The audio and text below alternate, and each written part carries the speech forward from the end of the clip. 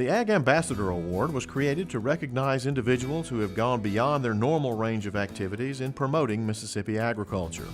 It's not presented every year, only when Farm Bureau feels that it has been earned.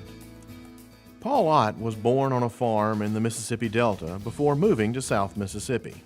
Farming's always been a part of our family, and it's just God, family, and country, and that's where I really got my roots as far as God, family, and country was from farming, and personally think that's what we need to get back to. You know, back when I was growing up, the farm, about 90% of the population on the farm, 10% in the cities. Now 90% is in the cities and 10% on the farm. My grandbabies, of which I have 13, still think groceries grow in the grocery store. I've been trying to teach them that it doesn't do that by having a farm and putting a few things out there, but I don't know if it's caught on for them yet. But yeah, it has been a long time part of my family. Paul has also made agriculture a part of his professional life. You know, I found out a long time ago music is a universal language. And you get music and you get pretty girls and little kids and out of doors, and nobody will go away from the commercial. And we started doing that with a game of fish a long time ago. But I realized that most of the hunting and fishing was on farmland. And the farmers owned the land basically where the hunting and fishing was. So we started promoting agri-outdoors, if you will, through the media of radio and television and some newspaper articles, but the universal language of music, as I said, to get that music across, letting kids learn how to sing the songs about, like Grandpa was a farmer and the American farmer, which we did with the National Agriculture. We have performed for, I'm going to say, the National Hog Growers, the National Cattlemen's Association, National Sweet Potato, the other kind of potatoes in Idaho. All those conventions that we have done across the country have been a lot of fun all over the United States. Paul's radio and TV call-in show has a loyal following, and Farm Bureau plays a big part in it. We've been doing it here at Farm Bureau and been a member of the Farm Bureau Federation family in the studio right here, the beautiful Farm Bureau Federation building, right here for 10 years. Now, we've been doing the show 20 years this year. And we moved all around in different places in Mississippi, at the Agriculture Museum and different places in television studios. But we found a home here, and thanks to Farm Bureau Federation to making the studio here.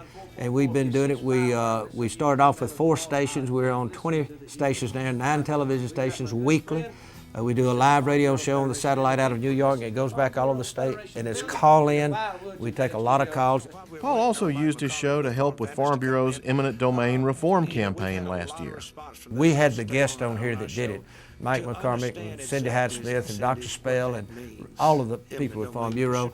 It was just a great outlet to talk to thousands of people every week and get their input.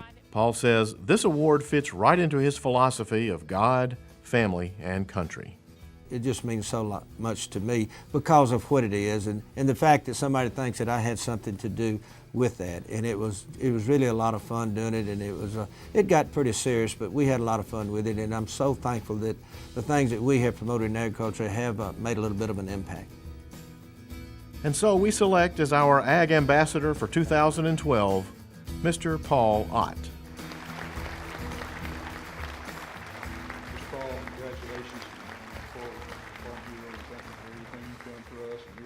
Agriculture, and you truly are an advocate and an ambassador for agriculture, and we appreciate you very much. Thank you, Randy. I'm glad somebody reminded us about the wives.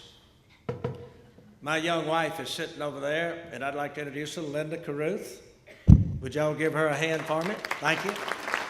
You know, Randy, I married a girl 20 years younger than me, and it reminded me of my grandpa. I was talking about my grandpa. He was 90 years old and married a 55-year-old girl. And before he did it, I said, "Grandpa, that's a death warrant." He said, "Well, if she dies, she dies." I didn't say that about my wife. I want to thank your Secretary Eileen for all the booking, my booking agent. We just did Oklahoma convention. We've done them in all 50 states, as you well know. But I especially want to thank Eileen for the one you recommended, St. Catherine's Nursing Homes. I'm going to nursing homes and performing now, folks. Had an interesting experience up there, and I'm not sure Reddy didn't set this up, but I'm in the nursing home, and the nurse is there with me before I go in and talk to these people. And a little lady was shuffling, and she said, "Hey, Paul Ott, you see that lady? She's 100 years old, and she has Alzheimer's, but she's recognizing you because you've been on television so long. Will you talk to her?" I said, "What am I going to say to her?" She said, "It don't matter." So I talked to her, y'all, for 10 minutes. And when I got through, I said, "Ma'am, do you know who I am?" She said, But if you go to that desk, they'll tell you who you are. They told me. I want to thank all of you for letting me be a part, and my family of Farm Bureau. We have really for 40 or 50 years, but our radio and television show will celebrate its 20th anniversary, 10 years here at Farm Bureau. And I'd like to tell these young folks, reaching 100,000 folks every week is a way we help to get that message out. And I want to thank Farm Bureau for letting us continue that show here. And without Farm Bureau, this show would have died a long time ago, and I hope it goes for a lot more years. I really do. And every Monday night at 6 o'clock. And I just want to give a little plug for Christmas Day.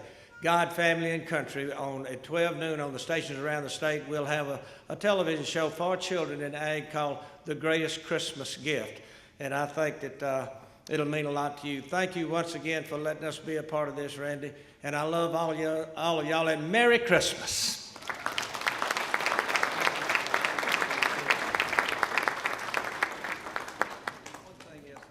Okay, come on. I forgot to say, thinking about all of these awards, the late, great Jim Buck Ross had one thing to say, and let's remember that if you see a turtle on a fence post, he didn't get up there by himself. Thank you, Mr. Paul.